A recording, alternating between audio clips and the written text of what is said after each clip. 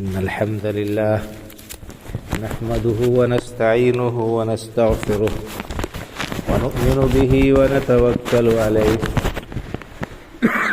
ونعوذ بالله من شرور أنفسنا ومن سيئات أعمالنا من يهده الله فلا مضل له ومن يضلل فلا هادي له وأشهد أن لا إله إلا الله وحده لا شريك له وأشهد أن محمدًا عبده ورسوله يا أيها الذين آمنوا اتقوا الله حق تقاته ولا تموتن إلا وأنتم مسلمون يا أيها الناس اتقوا ربكم الذي خلقكم من نفس واحدة وخلق منها زوجها وبث منهما رجالا كثيرا ونساء واتقوا الله الذي تساءلون به والأرحام إن الله كان عليكم رقيبا يا أيها الذين آمنوا اتقوا الله وقولوا قولا سديدا يصلح لكم أعمالكم ويغفر لكم ذنوبكم ومن يطع الله ورسوله فقد فاز فوزا عظيما أما بعد فإن خير الحديث كتاب الله وخير الهدي هدي محمد صلى الله عليه وسلم وشر الأمور محدثاتها وكل محدثة بدعة وكل بدعة ضلالة وكل ضلالة في النار أعوذ بالله من الشيطان الرجيم وما أبرئ نفسي إن النفس لأمارة بالسوء إلا ما رحم ربي رب اشرح لي صدري ويسر لي أمري واحلل عقدة من لساني يفقه قولي سبحانك لا علم لنا إلا ما علمتنا إنك أنت العليم الحكيم ہر قسم کی حمد و ثنا کا مستحق اللہ وحدہ لا شریک ہے جو ہم سب کا خالق و مالک پروردگار اور پالنہار ہے اور وہی اکیلا عبادت کے لائق ہے، اس کے سوا کوئی بھی حصہ عبادت کے لائق نہیں۔ ہم اس پاک پروردگار کی حمد و ثنا بیان کرتے ہیں، بے شمار صلاۃ و سلام نازل ہو سید الاولین والآخرین، امام الانبیاء والمرسلین، شفیع المذنبین جناب محمد رسول اللہ صلی اللہ علیہ وسلم پر، آپ کے آل اولاد و متبعین پر۔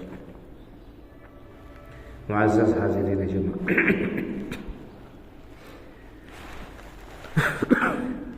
انسان کے دو بہت بڑے دشمن ہیں جن سے قرآن کریم میں اللہ رب العالمین نے خبردار کیا ہے اور ان سے بچنے کی تاکید کی ہے۔ ان میں سے ایک دشمن کی دشمنی تو لوگ جانتے ہیں اور اس کے بارے میں معروف ہے، اور وہ شیطان ہے۔ ہر صاحب ایمان جانتا ہے کہ شیطان انسان کا دشمن ہے، اور اللہ رب العالمین نے اس کے بارے میں قرآن میں جگہ جگہ چوکنا اور ہوشیار کیا ہے۔ ان الشیطان لکم عدو فاتخذوہ عدوا، اللہ نے فرمایا کہ لوگوں یقیناً شیطان تمہارا دشمن ہے تو تم اسے دشمن ہی سمجھنا۔ اسی طرح اللہ رب العالمین نے دوسری جگہ ارشاد فرمایا قرآن کریم کے اندر، ان الشیطان لکم عدو مبین، کہ شیطان تمہارا کھلا ہوا دشمن ہے۔ سورہ کہف میں بھی اللہ رب العالمین نے اس بات کو بیان فرمایا۔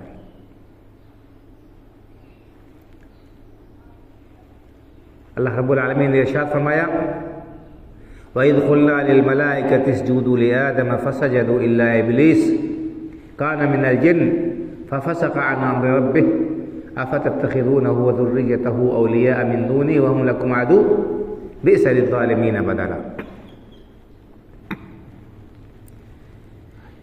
یاد کرو اس وقت کو جب ہم نے فرشتوں سے کہا، فرشتوں کو حکم دیا کہ حضرت آدم علیہ السلام کا سجدہ کرو۔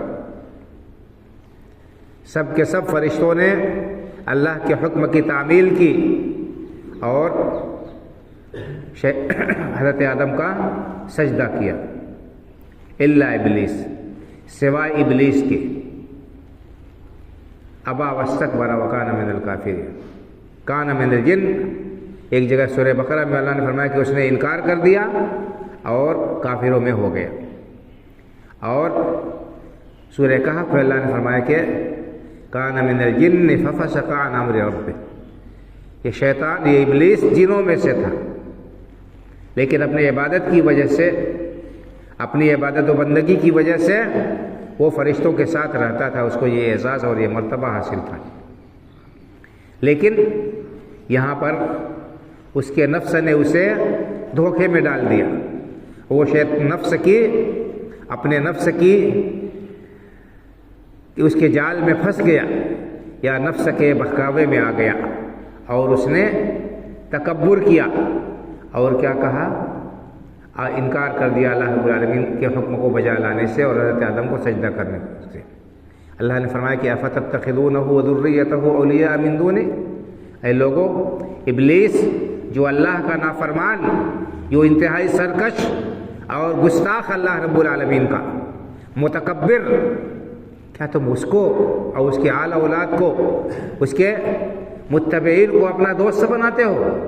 وَهُمْ لَكُمْ عَدُوٌّ، جبکہ وہ تمہارے دشمن ہیں۔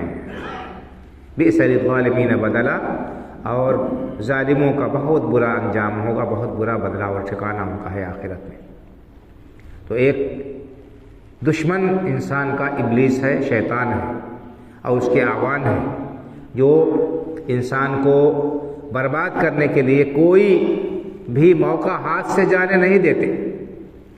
حدیث پاک میں آیا ہے کہ ان الشیطان یجری من ابن آدم مجری الدم، کہ شیطان انسان کے ساتھ لگا رہتا ہے اور اس کے ساتھ اس طرح سے گردش کرتا ہے جیسے انسان کے خون اس کی رگوں میں گردش کرتا ہے۔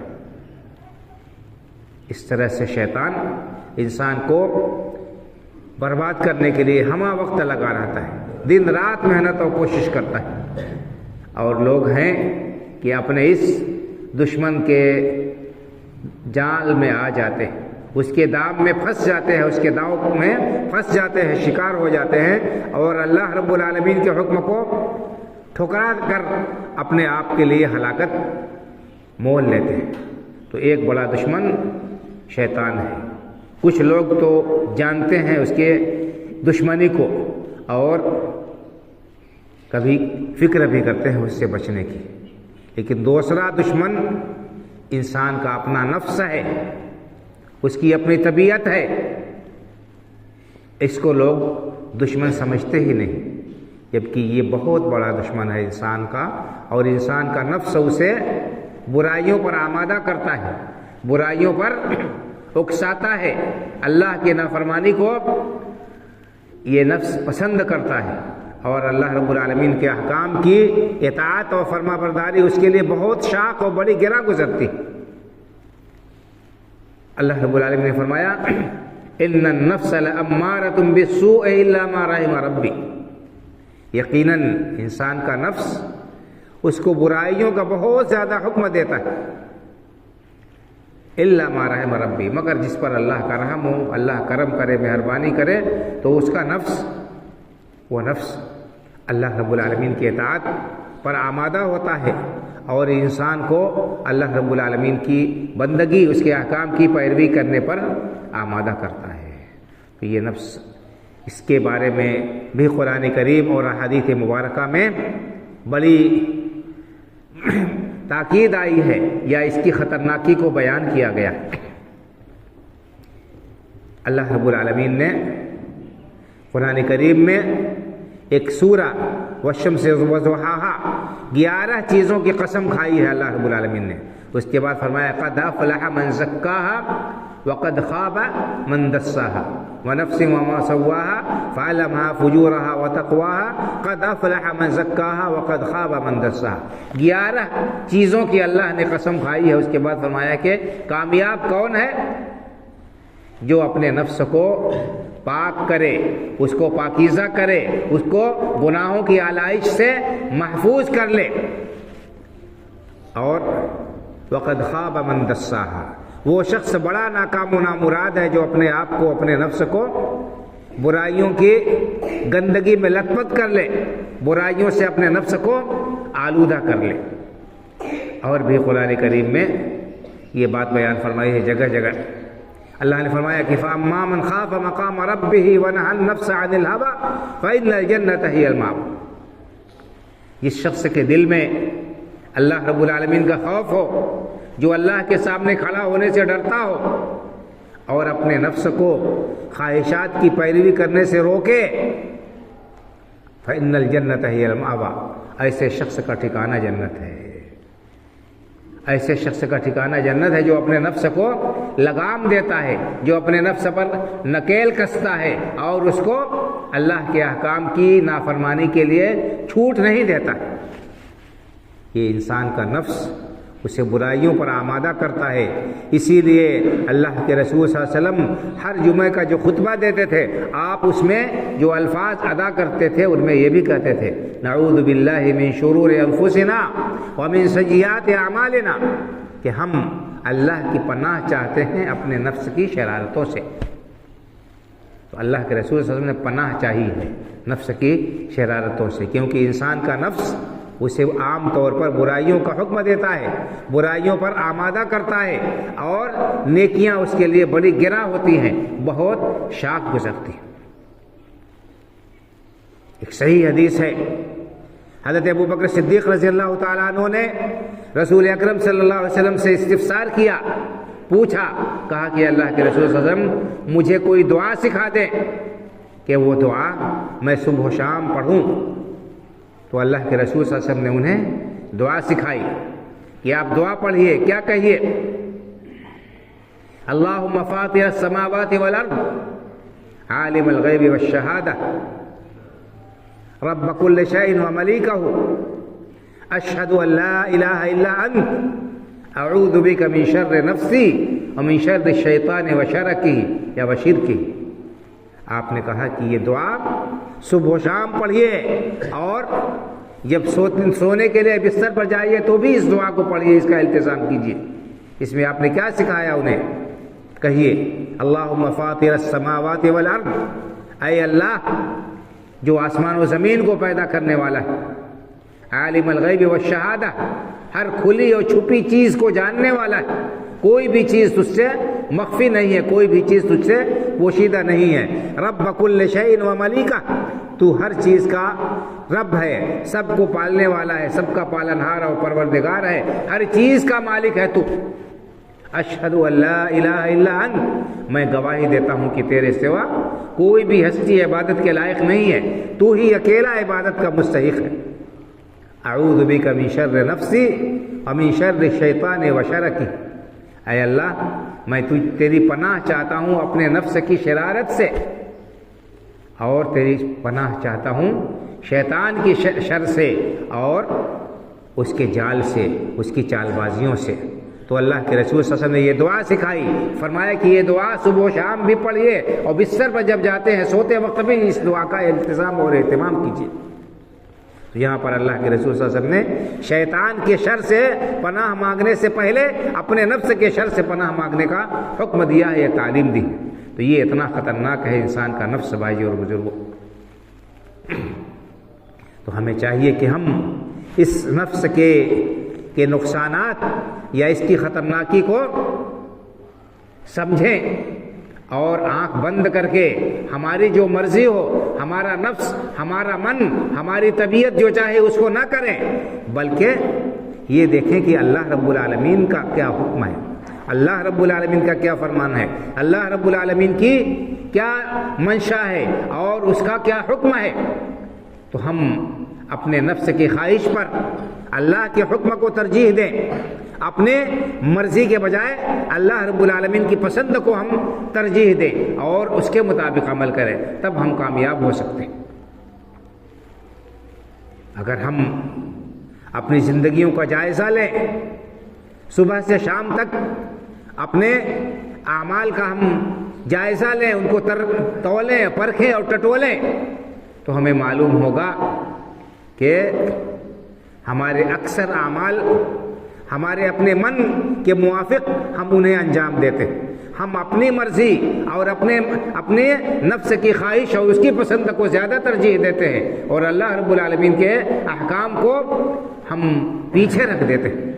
اگر ایسا ہے بھائی اور بزرگوں تو یہ بڑے خسارے کا سودا، یہ بڑے گھاٹے کا سودا ہے، بہت ہی نقصان دہ یہ بات ہے۔ ہر انسان کو چاہیے کہ اپنے نفس کو کنٹرول کرے، اپنے نفس کو لگام دے، نکیل دے، اور اس کو اللہ کے احکام کا پابند بنا دے۔ یقیناً شروع میں انسان کو تکلیف ہوگی اپنی خواہشات کو دبانے میں، اپنی خواہشات کو کچلنے میں، اور اس کو بہت گراں گزرے گا، لیکن دھیرے دھیرے عادت ہو جائے گی، انسان کو اللہ کے احکام پر عمل کرنا اس کے لیے آسان ہو جائے گا۔ شرط یہ ہے کہ تھوڑے دن ہم اپنے نفس پر سختی کریں، مجاہدہ کریں، اور نفس کو یہ بتائیں کہ اس کا انجام کیا ہے۔ اگر ہم اسی طرح سے اپنے نفس کو چھوڑ دیں گے، ڈھیل دے دیں گے کہ جو ہمارے من میں آئے گا وہ کریں گے، ہمیں اللہ رب العالمین کے احکام کی پرواہ نہیں ہوگی، تو دنیا میں بھی ہمارے لیے پریشانیاں ہیں، آفتیں اور مصیبتیں ہیں، اور آخرت میں اللہ رب العالمین نے اس کے بدلے جو عذاب تیار کر رکھا ہے وہ اپنی جگہ ہے، اس کو کوئی ٹالنے والا نہیں ہے۔ ایک عربی شاعر نے بڑی پیاری مثال دے کر اس کو بیان کیا ہے، کہا ہے النفس کالطفل ان تترکہ، کہ شعر کہا ہے، اس کا ترجمہ یہ ہے، کہا ہے کہ انسانی نفس کی مثال چھوٹے بچے کی طرح سے۔ چھوٹا بچہ جب اس کو دودھ چھوڑایا جاتا ہے تو بڑا سر پٹکتا ہے، بہت روتا ہے، چلاتا ہے، اور دودھ چھوڑنے کو تیار نہیں ہوتا ہے۔ تو اگر اس کی ضد پر اس کو رہنے دیا جائے اور دودھ ہی پر اس کو چھوڑ دیا جائے تو یہ اس کے لیے مضر ہوگا، اس کے لیے نقصان دہ ہوگا، کیونکہ جب وہ بڑا ہو جاتا ہے تو اس کے جسم کے لیے، اس کی نشو و نما کے لیے صرف دودھ کافی نہیں ہوگا، اس کے لیے دوسری غذا بھی ضروری ہوگی۔ تو اگر بچے کی ضد کو دیکھا جائے کہ اس کو تکلیف ہوگی، وہ روئے گا، وہ پیٹے گا، وہ چلائے گا، اس لیے اس کو دودھ نہ چھوڑایا جائے، دودھ ہی اس کو پینے دیا جائے، تو ہم اس بچے کے ساتھ انصاف نہیں کریں گے، اس کے ساتھ ہم محبت نہیں رکھتے ہیں، بلکہ ہم اس کو نقصان پہنچانے والے ہیں، ہم اس کا نقصان کرنے اور خسارہ کرنے والے ہیں۔ تو مصلحت کا تقاضا کیا ہے کہ اس بچے کو 2-4 دن 10 دن رونے پیٹنے دیا جائے، چند دن کے بعد دھیرے دھیرے وہ عادی ہو جائے گا کھانے کا، اور اس کا دودھ چھوٹ جائے گا، اور اس کے بعد اس کو جو اس کی ضرورت ہے اس کے مطابق اس کو غذا ملنے لگے گی۔ تو اسی نفس کی مثال یہی ہے بھائی اور بزرگوں، کہ شروع میں اس کے لیے اللہ کے احکام پر عمل کرنا جو دشوار ہو سکتا ہے، لیکن تھوڑے دن تک جب اس کو لگام دیں گے اور اس کو سمجھائیں گے، اس کو بتائیں گے کہ دیکھ اے نفس، اگر تو نے اللہ کے احکام کو توڑ دیا اور اللہ کے احکام کی نافرمانی کی، منمانی کیا تو نے، تو تجھے اس کا خمیازہ بہت خراب بھگتنا پڑے گا، اس کا انجام بہت برا ہونے والا ہے، اس کے نتیجے میں تجھے ہمیشہ کے لیے ذلت اور رسوائی کا عذاب چکھنا پڑے گا۔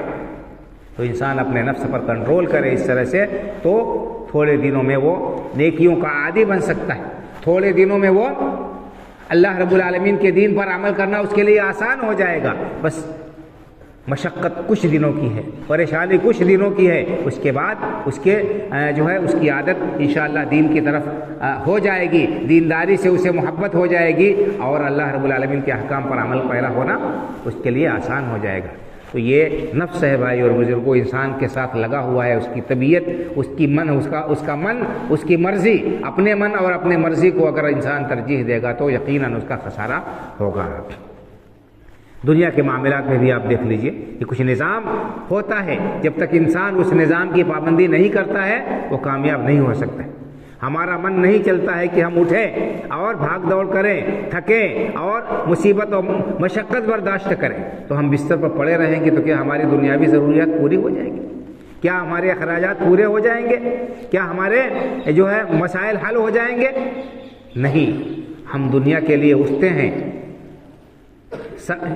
سردی میں بھی اٹھتے ہیں اور جاگتے ہیں اور ٹھنڈک برداشت کرتے ہیں، گرمی میں بھی ہم اٹھتے ہیں اور دھوپ کی تپش برداشت کرتے ہیں، مشقتیں پریشانیاں جھیلتے ہیں دنیا بنانے کے لیے، دنیا کمانے کے لیے۔ تو آخرت بنانے کے لیے، دائمی اور ابدی زندگی میں کامیابی حاصل کرنے کے لیے، وہاں کے سکھ اور چین کو حاصل کرنے کے لیے ہم کیوں نہ مشقت و تکلیف اٹھائیں بھائی اور بزرگوں۔ اور یہ مشقت و تکلیف جیسا کہ میں نے کہا چند دنوں کی ہے۔ جب انسان دینداری کی طرف آ جاتا ہے، اللہ کے احکام پر عمل پیرا ہونے لگتا ہے، جب وہ شریعت کا پابند ہو جاتا ہے تو اس حکم پر عمل کرنے میں اس کو جو لذت ملتی ہے، اس کو جو سکون ملتا ہے، اس کو جو راحت ملتی ہے، وہ دنیا کی بڑی سے بڑی نعمت حاصل ہونے پر نہیں ہو سکتی۔ جو شخص نماز کی لذت، نماز میں اللہ رب العالمین سے مناجات کی لذت جس کو حاصل ہو جائے، پھر اسے نرم گرم بستر اچھا نہیں لگتا ہے، وہ راتوں کی نیند کو قربان کر دیتا ہے اور وہ سجدے میں اللہ رب العالمین سے مناجات کر کے، رو کر اور گڑ گڑا کر جو سکون محسوس کرتا ہے، اس کے نفس کو جو ہلکا پن محسوس ہوتا ہے، وہ دنیا کی بڑی سے بڑی نعمت ملنے پر نہیں مل سکتا ہے۔ اسی طرح سے اور بھی دیگر احکام ہیں، دیگر کام ہیں، نیکی و بھلائی کے کام ہیں۔ انسان کے لیے بے فائدے پیسے خرچ کرنا بڑا گناہ ہوتا ہے، لیکن انسان جب اللہ کے راستے میں خرچ کرتا ہے وہ یہ سمجھتا ہے کہ ہم کسی کو دے رہے ہیں تو بے فائدے نہیں دے رہے ہیں، بظاہر ہم کو اس کا صلہ دنیا میں نہیں مل رہا ہے، لیکن جب اس کا صلہ آخرت میں ملے گا انسان اس کو سوچے گا، اللہ رب العالمین کے اس وعدے کو یاد کرے گا کہ تم اگر خرچ کرو گے تو ہم بڑھا چڑھا کر دیں گے، تو یقیناً اللہ رب العالمین کی راہ میں خرچ کرنا اس کے لیے آسان ہو جائے گا۔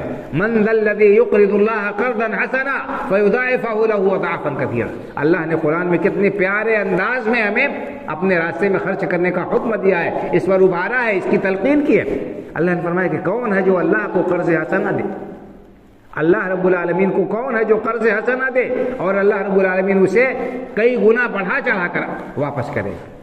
سبحان اللہ۔ انسان دنیا میں کسی کو قرض دیتا ہے تو اسے اس کے دل میں کبھی کھٹکا ہوتا ہے کہ پتہ نہیں واپس ہوگا کہ نہیں واپس ہوگا۔ جو لوگ بیاج کا کاروبار کرتے ہیں، سودی کاروبار کرتے ہیں، سودی لین دین کرتے ہیں، وہ بڑے شوق سے دے دیتے ہیں کسی کو سودی قرض، کیوں؟ اس لیے کہ انہیں امید ہوتی ہے کہ انہیں بڑھ کر ملے گا، جبکہ بہت بار ایسا ہوتا ہے کہ ان کی اصل رقم بھی ڈوب جاتی ہے۔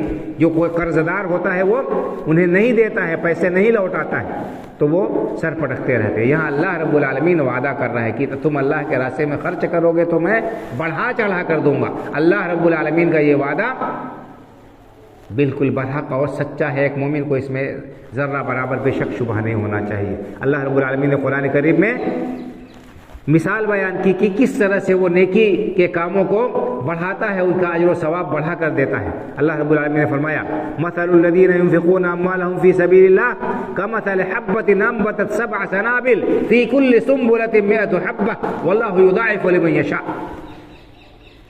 جو لوگ اللہ کے راستے میں مال خرچ کرتے ہیں ان کی مثال کیسے ہے؟ ایسے جیسے ایک شخص، ایک کسان اپنے کھیت میں ایک دانہ ڈالتا ہے۔ یہاں موجود اکثر و بیشتر لوگ کھیتی کسانی سے تعلق رکھنے والے ہیں، وہ جانتے ہیں کہ وہ کھیت میں بیج کتنا ڈالتے ہیں۔ کھیت میں بیج ڈالتے ہیں کلو کے حساب سے اور کاٹتے ہیں من اور کنٹل کے حساب سے۔ تو اللہ نے فرمایا کہ جو لوگ اللہ کے راستے میں خرچ کرتے ہیں ان کی مثال کیسے ہے؟ جیسے کوئی شخص ایک دانہ ڈالتا ہے زمین میں اور اس ایک دانے سے ایک पौधा उगता है, उस पौधे में 7 बालियां होती हैं और हर बाली में 100 दाने होते हैं। तो कितना हो गया? एक दाने से एक पौधा निकला, उसमें 7 बालियां, हर बाली में 100 दाने, यानी एक का 700 गुना। और अल्लाह ने फरमाया कि वल्लाहु युदाइफु लिमन यशा, नीयत इंसान की जितनी खालिस होगी, जितनी ज़्यादा इखलास के साथ इंसान अमल करेगा, अल्लाह 700 गुना से भी ज़्यादा बढ़ा कर देगा। अल्लाह अकबर, ये अल्लाह रब्बुल आलमीन का वादा है। ये अल्लाह का वादा है कि वो लोगों की नीयत और उनके इखलास के मुताबिक उनको 10 गुना तो कम अज़ कम है, 700 गुना और उससे भी ज़्यादा अल्लाह जिसको चाहेगा बढ़ा के देगा। इसके बाद भी अगर हमारा नफ्स बखीली पर आमादा हो और अल्लाह के रास्ते में खर्च ना करे, इसके बरअक्स गुनाह के कामों में खर्च करे, अलल्ले तलल्ले उड़ाए, अल्लाह के नाफरमानी के कामों में खर्च करे, तो कितने बड़ा ये खसारा होगा। और ये इस नफ्स की बात अगर हमने मान ली, अल्लाह के रास्ते में खर्च करने के बजाय हमने लहव व लईब में, अल्लाह की नाफरमानी के कामों में, हराम जगहों पर उसको खर्च किया, तो हमसे बढ़कर ना समझ और घाटे में कोई नहीं हो सकता है भाई और बहनों। तो बहरहाल ये नफ्स है, इस नफ्स के शरारतों से पनाह मांगने का हुक्म दिया गया है। अल्लाह के रसूल सल्लल्लाहु अलैहि वसल्लम ने इसकी तलकीन की है, इसकी तालीम दी है। तो हमें चाहिए कि हम इस नफ्स की शरारतों से मुतनब्बह रहें, चौकन्ना और होशियार रहें और इससे बचते रहें, बच कर रहें, मुतनब्बह रहें। और नफ्स ज़्यादातर बुराई का हुक्म देता है। इस नफ्स के अंदर बहुत सारी खराबियाँ हैं, बहुत सारी बुराइयाँ हैं, जिनके बयान के लिए मुस्तकिल एक खुतबे की नहीं, कई खुतबों की ज़रूरत है। वक्त नहीं है कि उनकी तफसीर बयान की जाए, 1-2 की तरफ मैं सरसरी इशारा करता हूँ।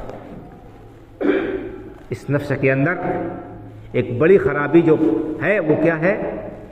हक़ का इनकार करना और तकब्बुर करना। और इब्लीस के अंदर यही सिफत थी, यही सिफत थी कि इंसान के पास में हक़ आ जाए लेकिन वो हक़ का इनकार कर दे, हक़ को ना माने। वो ये समझे कि अगर हम बात मान लेंगे तो हमारी बेइज्जती हो जाएगी, हमारी नाक कट जाएगी, हमारी गर्दन नीची हो जाएगी, हमारी मूंछ कट जाएगी। जो है ये सब शैतान इंसान को उकसाता है, उसका नफ्स इनकार करता है, जानता है कि हक़ ये है लेकिन उसको कबूल करने के लिए आमादा और तैयार नहीं होता है। तो ये तकब्बुर बहुत ख़तरनाक बीमारी है नफ्स के, कि जिसमें इंसान मुब्तला होकर अपने आप को हलाक व बर्बाद कर देता है। इसी तरह से नफ्स की एक बड़ी ख़राब सिफत क्या है? हसद। के इंसान किसी के ऊपर अल्लाह की नेमत को देखकर बर्दाश्त नहीं कर पाता और उस नेमत को का ज़वाल चाहता है। ये चाहता है कि इस शख्स से ये नेमत छिन जाए, चाहे वो नेमत माल व दौलत की शक्ल में हो, चाहे वो दौलत हुस्नो खूबसूरती की शक्ल में हो, चाहे वो नेमत शोहरत और नेकनामी की शक्ल में हो, जिस शक्ल में भी हो। अगर कोई शख्स किसी को देखकर जलता है और दिल में उस नेमत के छिन जाने का वो उसकी आरज़ू और तमन्ना करता है, यही हसद है। और ये इंतहाई ख़तरनाक बीमारी है और मुआशरे के अंदर ये बीमारी इसकी जड़ें बहुत ही गहरी हैं। और ये हसद कहाँ से कहाँ तक इंसान को पहुँचा देता है, अल्लाहुल मुस्तआन। अल्लाह के रसूल सल्लल्लाहु अलैहि वसल्लम ने इस हसद की ख़तरनाकी को भी बयान फरमाया है। आपने इरशाद फरमाया, इय्याकुमुल हसद फ़इन्नल हसद याकुलुल हसनात कमा ताकुलुन नारुल हतब। लोगों खबरदार, हसद से बचना, किसी के ऊपर अल्लाह की नेमत को देखकर जलना नहीं, उस नेमत को के छीनने की आरज़ू तमन्ना नहीं करना, क्योंकि ये ऐसी ख़तरनाक बीमारी है जो इंसान की नेकियों को उस तरह जला देती है जिस तरह से आग खसो खाशाक को और लकड़ी को जला देती है। जिस तरह से लकड़ी में आग लगा दी जाए तो वो लकड़ी जलकर राख हो जाती है, उसी तरह से इंसान की नेकियों को हसद खा जाता है। हसद की बीमारी बड़ी ख़तरनाक है और इससे भी पनाह मांगने का अल्लाह ने हुक्म दिया है। वमिन शर्रि हासिदिन इज़ा हसद। आप लोग कुल औज़ु बिरब्बिल फलक पढ़ते होंगे। अल्लाह ने हुक्म दिया है पनाह मांगने का कि हसद करने वाले के हसद से अल्लाह की पनाह मांगना चाहिए। बड़ी ख़तरनाक बीमारी है और इंसान के अंदर ये بیماری پائی جاتی ہے، اگر اس نے اس کا علاج نہیں کیا اور اس حسد سے نہیں بچا تو خود بخود ہلاک اور برباد ہو جائے گا۔ حسد ایک آگ ہے جو حاسد کو اندر اندر جلا کر خاک کر دیتی ہے۔ حاسد کا چین و سکون ختم ہو جاتا ہے، اسے اطمینان نہیں ملتا ہے، وہ گویا کہ اللہ رب العالمین کے فیصلے پر بھی راضی نہیں ہے۔ اس کے اندر ایک بہت بڑی قباحت یہ ہے کہ حاسد شخص گویا کہ اللہ رب العالمین سے راضی نہیں ہے اس کے فیصلے سے، اور وہ یہ چاہتا ہے کہ اللہ رب العالمین یعنی اللہ رب العالمین کے فیصلے پر اعتراض کر رہا ہے کہ اللہ نے فلاں بندے کو یہ نعمت کیوں دی۔ یہ کتنی خطرناک بیماری ہے کہ انسان اللہ رب العالمین پر اعتراض کرے اور اس کے فیصلے پر راضی نہ ہو۔ اسی طرح اس نفس کے اندر اور بھی بہت ساری خرابیاں اور برائیاں پائی جاتی ہیں بھائی اور بزرگوں، وقت نہیں ہے کہ تفصیل سے ان کو بیان کیا جائے۔ اللہ رب العالمین سے ہمیں دعا کرنا چاہیے اخلاص کے ساتھ کہ اللہ تعالی ہمیں ہمارے نفسوں کی شرارتوں سے اپنی پناہ اور حفاظت میں رکھے۔ اللہ رب العالمین ہمارے دلوں میں ایمان کو پیوستہ اور راسخ کر دے، اسلام پر اللہ تعالی ہمیں زندہ رکھے، ایمان پر ہمارا خاتمہ فرمائے، دنیا اور آخرت کی رسوائی اور ناکامی سے اللہ تعالیٰ اپنی پناہ اور حفاظت میں رکھے، آمین۔ اقول قولی ھذا واستغفر اللہ لی ولکم ولسائر المسلمین فاستغفروہ من کل ذنب انہ هو الغفور الرحیم۔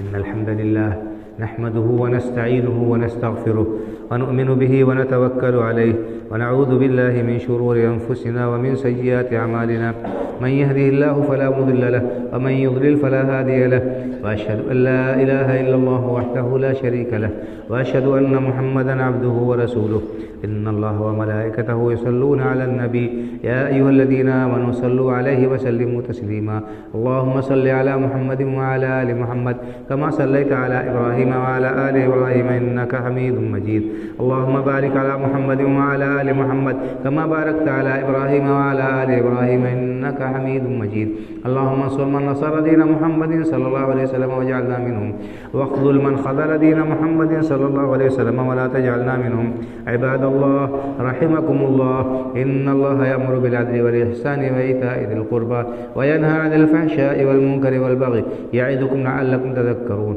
فاذكروا الله يذكركم وادعوه يستجب لكم ولذكر الله أكبر والله يعلم ما تصنعون